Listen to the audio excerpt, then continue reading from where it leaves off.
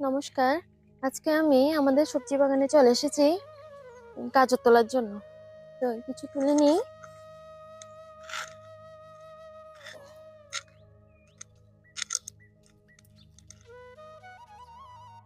এই যে গাজরকে আমরা ইংরেজিতে বলি ক্যারট। এর বৈজ্ঞানিক নাম হলো ডকাস ক্যারোটা। এটি এপিয়াসি পরিবারভুক্ত মূল জাতীয় উদ্ভিদ।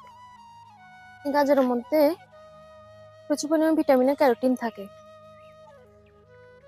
পৃথিবীর বেশিরভাগ গাজর চীন দেশে উৎপাদিত হয়ে থাকে। আমরা কাঁচা স্যালাড হিসাবে এবং বিভিন্ন সবজিতেও ব্যবহার করা হয়ে থাকে। কাঁচা স্যালাড খেতে আমাদের খুবই ভালো লাগে। এই গাজরের মধ্যে কিছু উপকারী উপাদানও থাকে। গাজরের মধ্যে ভিটামিন এ থাকার কারণে বিটা ক্যারোটিনের উপস্থিতি আছে। এর ফলে আমাদের চোখের দৃষ্টিশক্তি বৃদ্ধি পায়। গাজরের মধ্যে ক্যারোটিনয়েড অ্যান্টিঅক্সিডেন্ট থাকার কারণে আমাদের শরীরের রোগ প্রতিরোধ ক্ষমতা বৃদ্ধি করে এবং ত্বককে উজ্জ্বল করে। এর মধ্যে থাকা ভিটামিন এবং পটাশিয়াম এবং অন্যান্য উপাদানগুলি আমাদের ক্যান্সার কোষকে প্রতিহত করে।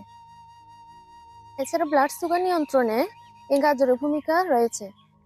এই গাজরের মধ্যে ক্যালোরি পরিমাণ খুব কম থাকার কারণে ব্লাড সুগার সম্পন্ন রোগীরা এই গাজর অবশ্যই খেতে পারে। তাই কম বেশি সকালে এই গাজর শীতকালীন সবজি হিসাবে খাওয়া উচিত এবং বাড়ির আঙ্গিনা এবং কোনো খালি স্থানে এই গাজরের চাষ সহজে আমরা করতে পারি। নমস্কার।